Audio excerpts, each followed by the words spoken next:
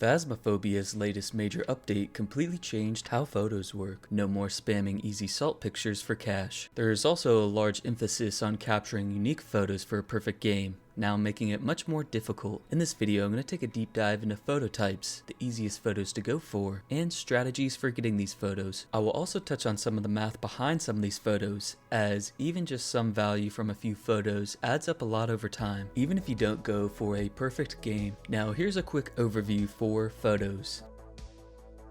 While editing this video, some new changes just came out. Media pieces like freezing temperatures and ghostwriting now reward $10 instead of $5. The amount of media deletions available is now tied to difficulty. Anything below 2x difficulty is 5 deletions. Difficulties between 2 and 3x multipliers is 4 deletions, while anything above 3x has 3 deletions. Another great change is photos with $0 of value can now be deleted without needing a vote. And finally, in matches where there's 3 or 4 players, there's only a majority vote required to delete any piece of media, no longer requiring every single player to vote. With the latest update, there's only 5 slots for different photos, and if you're going for a perfect game, you're going to need 5 completely unique photo types. Just note that the star system no longer exists, so these values for these photo types are static, but do note that duplicate photos do not count for a perfect game, and are also heavily reduced in value. The $10 photos are physical ghost, dots ghost, shadow ghost, translucent ghost, mist form, obake fingerprint, and with this latest update, ghostwriting and freezing temperatures are $10, previously being $5. There might be a few others that are $10 now that I haven't been able to test yet, and the majority of photos are $5 photos, which include bone, burned crucifix, dead body, dirty water, EMF reading, fingerprints, footprints, cursed object, and interaction. At the time of recording this, for the interaction photo, you have to capture a photo of the object while it's in midair. I know before, if an object was thrown, you can still take a photo of it while it's on the ground, but this is no longer the case. I might have missed a few different photo types, so leave a comment if I did. Anyways, let's talk about something I like to call guaranteed photos each match. And some of these aren't necessarily guaranteed, as something like the bone on a large map can be hard to find,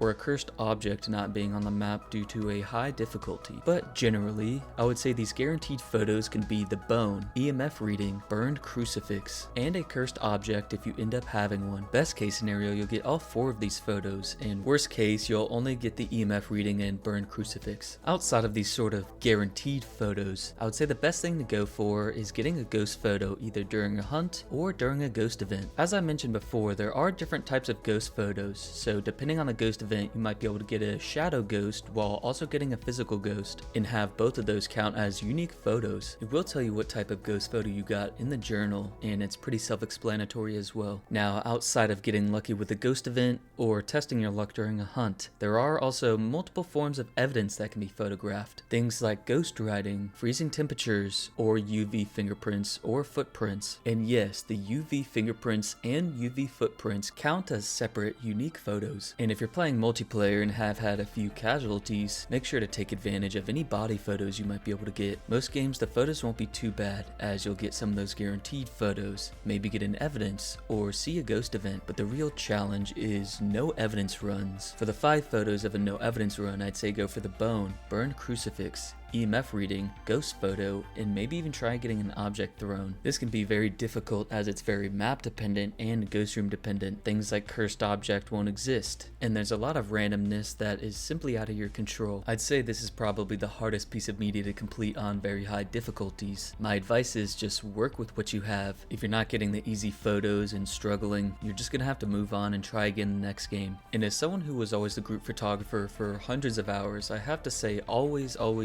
bring a camera with you at the start of the game. You can look for the bone while also looking for the ghost room, and you also never know when a ghost event might happen as well. And while you're waiting for evidence or testing evidence, either have a camera on you or be ready to grab whenever. Your best move is to get these easy photos first, and then hang out around the ghost room while you're waiting. Maybe a ghost event happens, and that's really all there is to doing this. Some games you're simply going to get lucky or unlucky. Now, I do want to talk about the value of some of the media. As I mentioned, some photo types are worth more than others, and all media also scales with the reward multiplier. I don't want to go into too much detail about video or sound, but the lowest value of media for a perfect game would be $65, and the most would be $145. This is the value before being multiplied by the reward, and this does not include the perfect investigation bonus either. Now let's say we're playing a 5x difficulty. The minimum payout would be $325, and the highest payout would be $725, which is a $400 difference. Let's say you're playing a 10x difficulty. The minimum would be $650, and the maximum would be $1,450, which is a difference of $800. My point is, the value for the perfect investigation can vary a lot depending on what kind of media you capture. Now some games, it's just going to be unrealistic to be going for a perfect game. Sitting around for 30 minutes waiting for a ghost event or something just isn't really worth it. Some photos are very quick and easy to get, even if you just go for the bare minimum. The money still adds up a lot over time. If you were to capture $25 worth of media on Nightmare, that's $100 extra,